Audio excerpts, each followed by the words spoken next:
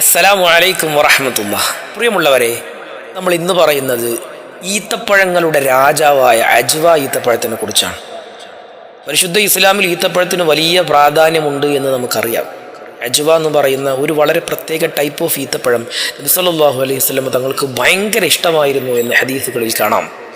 ഒരുപാട് വ്യത്യസ്തമായ പല രൂപത്തിൽ പ്രോസസ്സ് ചെയ്ത, പാക്ക് ചെയ്ത, ലോകത്തിൻ്റെ പല ഭാഗത്തു നിന്നും വരുന്ന വില കൂടിയതും കുറഞ്ഞതുമായ ഈത്തപ്പഴങ്ങളൊക്കെ നമ്മുടെ മാർക്കറ്റിൽ ലഭ്യമാണ്.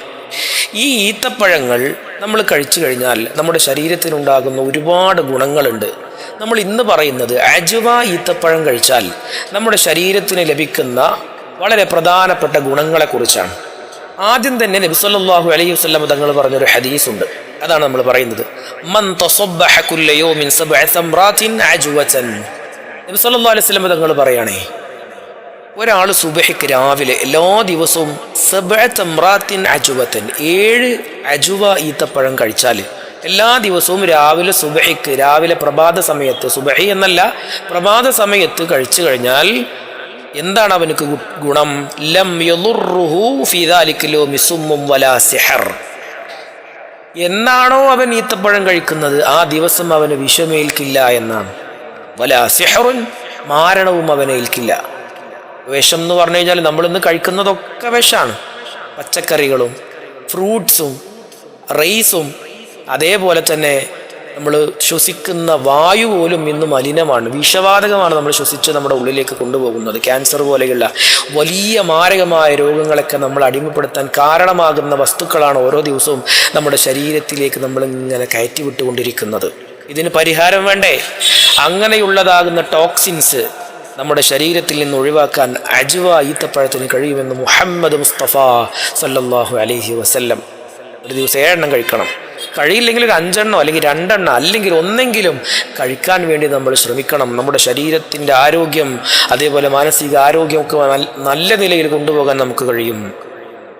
ഇനി അജ്വ ഈത്തപ്പഴം കഴിച്ചാൽ കിട്ടുന്ന 7 ഗുണങ്ങളെക്കുറിച്ചാണ് നമ്മൾ പറയുന്നത്. ഒന്നാമത്തത് അൽ വിഖായത്തു മിനസ് സുമൂമി വസ്സിഹർ, മാരണത്തിൽ നിന്നും വിഷത്തിൽ നിന്നുള്ള മോചനമാണ്. ഇത് ഹദീസിൽ പറഞ്ഞത്, നമ്മൾ മുമ്പ് പറഞ്ഞ ആദ്യത്തിൽ പറഞ്ഞ ഹദീസിലുണ്ടത് അത് തന്നെയാണ്. വിഷവും മാരണവും നമ്മെ ഏൽക്കില്ല എന്നതാണ്. രണ്ടാമത്തത് സിഹത്തുൽ ഖൽബാണ്, ഹൃദയത്തിൻ്റെ ആരോഗ്യം. നമ്മുടെ ശരീരത്തിൻ്റെ എല്ലാ ഭാഗങ്ങളിലേക്കും ശുദ്ധരക്തത്തെ എത്തിക്കുന്ന മനോഹരമായിട്ടുള്ള ഒരു പമ്പാണ് നമ്മുടെ ഹൃദയം എന്ന് പറയുന്നത്. ഈ രക്തത്തിൻ്റെ ശരീരത്തിൻ്റെ എല്ലാ ഭാഗത്തേക്കും എത്തിക്കുന്ന ധർമ്മം നമ്മൾ ജനിച്ച മുതലേ ഒരു വിശ്രമവുമില്ലാതെ പ്രവർത്തിക്കുന്ന അവയവമാണ് നമ്മുടെ ഹൃദയം.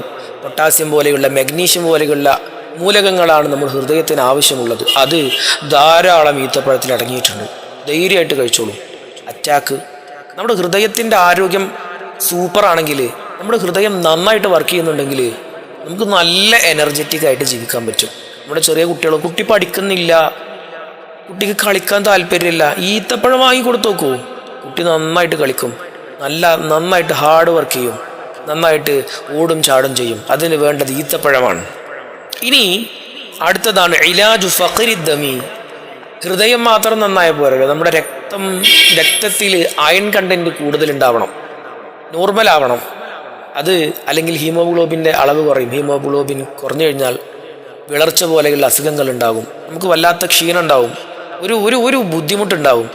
അതിൽ നിന്ന് മോചനം കിട്ടും ഈത്തപ്പഴം കഴിച്ചാൽ. ധാരാളം അയൺ റിച്ച് ആയിട്ടുള്ള ഒരു ഫുഡാണ് ഈത്തപ്പഴം എന്ന് പറയുന്നത്. ഈത്തപ്പഴം നന്നായിട്ട് കഴിക്കുക.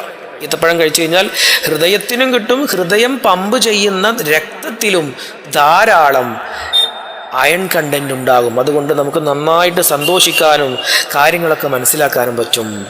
ഇനി അടുത്തതാണ് തഖ്വിയത്തുൽ ഇളാം. 4ാമത്തെ ഈത്തപ്പഴം കഴിച്ചുകൊണ്ടുള്ള ഗുണം എന്ന് പറയുന്നത് തഖ്വിയത്തുൽ ഇളാം, എല്ലുകൾക്ക് ബലമാണ്. എല്ലുകൾ, അതുപോലെ നമ്മുടെ പല്ലുകൾക്കൊക്കെ നല്ല ബലം കിട്ടും ഈത്തപ്പഴം കഴിച്ചു കഴിഞ്ഞാൽ. കാൽഷ്യം പോലെയുള്ള, അല്ലെങ്കിൽ നമ്മൾ കഴിക്കുന്ന ഭക്ഷണത്തിലെ കാൽഷ്യം അത് അബ്സോർബ് ചെയ്തെടുക്കാനുള്ള എന്തൊക്കെ മൂലകങ്ങളാണ് ആവശ്യമുള്ളത്, അതൊക്കെ ഈത്തപ്പഴത്തിലുണ്ട്. അപ്പോൾ ഈത്തപ്പഴം ചെറിയ കുട്ടികൾക്കൊക്കെ കൊടുത്തു കഴിഞ്ഞാൽ ഒരു ചെറിയ ഈത്തപ്പഴത്തിൻ്റെ ഒരു പകുതിയോ, അല്ലെങ്കിൽ അവർ കഴിക്കുന്ന ഭക്ഷണത്തിൽ ഈത്തപ്പഴം ചേർത്തരച്ച് മിക്സ് ചെയ്ത് അവർക്ക് ജ്യൂസാക്കിയിട്ടൊക്കെ കൊടുത്തു കഴിഞ്ഞാൽ നല്ല ആരോഗ്യമുള്ള മക്കളെ നമുക്ക് കിട്ടും. ഈത്തപ്പഴം എന്ന് പറഞ്ഞാൽ സാധാരണ ഭക്ഷണം പോലെയല്ല, ഒരു അത്ഭുതമായിട്ടുള്ള ഭക്ഷണമാണ്. അതൊരു ആത്മീയ ഭക്ഷണം കൂടെയാണ്. നബി സല്ലല്ലാഹു അലൈഹി വസല്ലം തങ്ങൾക്ക് ഇഷ്ടപ്പെട്ട ഭക്ഷണമാണ്. അപ്പോൾ അതുകൊണ്ട് ചെറിയ കുട്ടികൾക്കൊക്കെ ഒരു ദിവസം വാരി വലിച്ചു കൊടുക്കണമെന്നല്ല പറയുന്നത്. 1 or 2 കുട്ടികളുടെ ശരീരപ്രകൃതി അനുസരിച്ച്, അവരുടെ വലിപ്പവും അവരുടെ പ്രായവും ഒക്കെ അനുസരിച്ച് ഈത്തപ്പഴം കൊടുക്കുക. ഇനി 5-മത്തത് തഅ്സീസുൽ ഹദ്മിയാണ്, ദഹനശേഷി വർദ്ധിപ്പിക്കുകയാണ്. ദഹനശേഷി എന്ന് പറഞ്ഞു കഴിഞ്ഞാൽ ഈത്തപ്പഴത്തിൽ ധാരാളം ഫൈബർ കണ്ടന്റ് ഉണ്ട്. ഫൈബർ എന്ന് പറഞ്ഞു കഴിഞ്ഞാൽ നമ്മളെ ദഹിച്ച ഭക്ഷണം ദഹിക്കാനും അത് പുറന്തള്ളാനും സഹായിക്കുന്ന വസ്തുവാണ്. അത് ധാരാളം ഈത്തപ്പഴത്തിലുണ്ട്. അപ്പോൾ ഈത്തപ്പഴം കഴിക്കുന്നതോടുകൂടെ നമ്മുടെ ഭക്ഷണ ദഹന പ്രക്രിയ, അല്ലേ, ഡൈജഷൻ, ആ പ്രോസസ്സ് നന്നായിട്ട് നമ്മുടെ ആമാശയത്തിൽ വെച്ച് നടക്കും. അതുമാത്രമല്ല, ആമാശയത്തിനും ഭക്ഷണം കടന്നു പോകുന്ന ഓരോ പ്രദേശങ്ങളും, ചെറുകുടൽ, വൻകുടൽ, ഏതിലൂടെയൊക്കെയാണോ പോകുന്നത്, ആ കടന്നു പോകുന്ന സ്ഥലത്തിനും ഈ ഈത്തപ്പഴം നല്ല രൂപത്തിലുള്ള ആരോഗ്യം പ്രദാനം ചെയ്യുന്നതാണ്.